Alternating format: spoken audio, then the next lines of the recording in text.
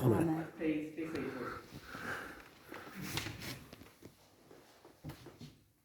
Here be dragons is something that can sometimes be found printed on old maps. It could also be said of our reading from Revelation. What are we to make of this weird, fantastical passage?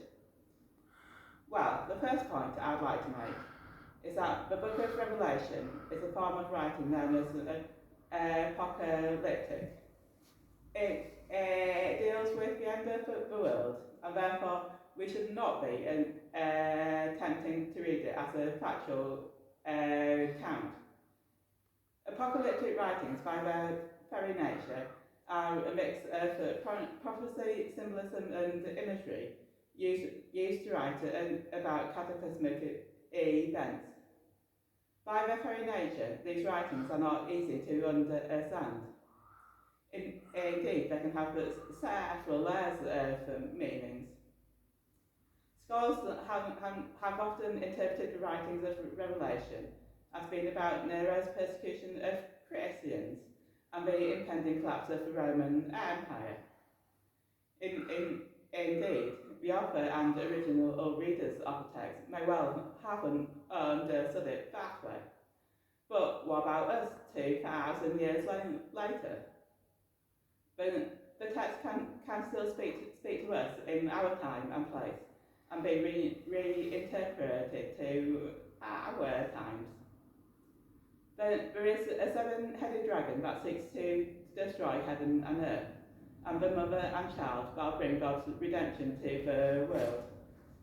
Mary is the mother and Jesus her child.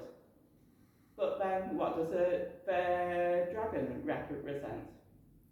The dragon is the power of evil, the power that works against the goodness of God, as he sweeps down the stars from the sky, as he attempts to persuade us away from the path that God sets before us. I remember as a child standing in the assembly hall at school singing the hymn When a Knight Won His Spurs, which includes the line about fighting against the dragons of anger, the ogres of greed. Whilst dragons as actual scary reptiles may not exist, the evil that they represent in Revelation most definitely does. Dragons can be found both in the world around us and also inside us, tempting us to act in ways that are not of God. It is in Mary's speech to Elizabeth that we heard at our Gospel this morning that we can start to discover not only what the dragons we may face are, but also the power to defeat them. Mary says he has scattered the proud.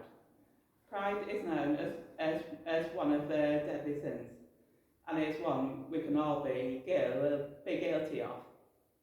A quiet pride in a job well done is not a sin, but the problem comes with a pride that says, look at what I've done. Look at how great I am. People should respect me now. I'm so great. People should all do as I say. That pride can creep into people and fume that is very easily and ultimately lead to conflict. The dragon of anger, as the hymn says, let loose. There are other dragons too in our day and age. Those that seek power for their own glory and reward, instead of wanting to use it to improve things for our people in society. The rich that hoard their wealth and use their talents only for their own gain. Now, it's easy to think, but those sins don't really apply to me. I'm not rich or or powerful. However, a lot depends on where you're looking from. For many people in the poorer parts of the world, we living in the UK are rich. For those living without democracy, we have the power of the vote. Are we using it to try and push society as a whole onto a better path, or just to improve things for ourselves? Mary's Magnificat shows us how to defeat the dragons. It starts with praise and joy. If our souls are busy magnifying God's goodness and rejoicing in the joy of our relationship with Him, then there is nothing to feed the dragon.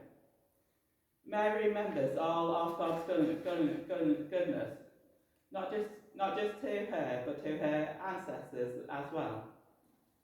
Mary is rooted in God's long relationship with the earth and as humans.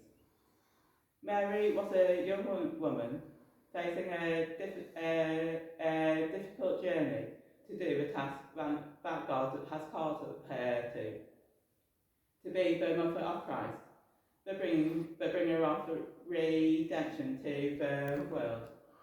And at a time when a young unmarried pregnant girl had little power in society, yet she remained strong, well rooted in her faith and her relationship with God. Whilst we may not have been given a task as great as Mary's, her example shows us how to walk the way of God and fight the dragons that seek to destroy God's kingdom. We too need a faith that is well rooted in the faith of those who have gone before us. Strong roots support a strong faith, a faith that can rejoice in God even when faced with the great challenges and dangers of the world now. I came across a post on X recently. It was from a Christian Lord of the Rings fan account. They were writing about Frodo in The Lord of the Rings. They made the point that everyone wants a piece of the Shire, but no one wants to walk to Mordor. Frodo's willingness to give up his cosy life in the Shire to safeguard it for others is at the heart of the Lord of the Rings. In the same way, Mary is willing to give up the safe and normal life she could have had to walk to Mordor and fight dragons for all of us. It is through Mary, fully human as she is, that the world receives redemption.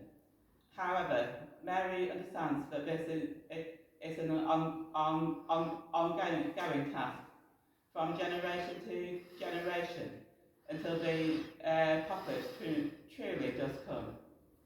We can talk to Mary in prayer, asking for her help and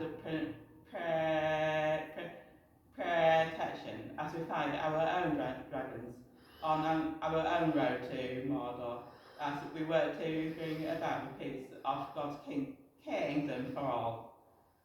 Amen. Amen.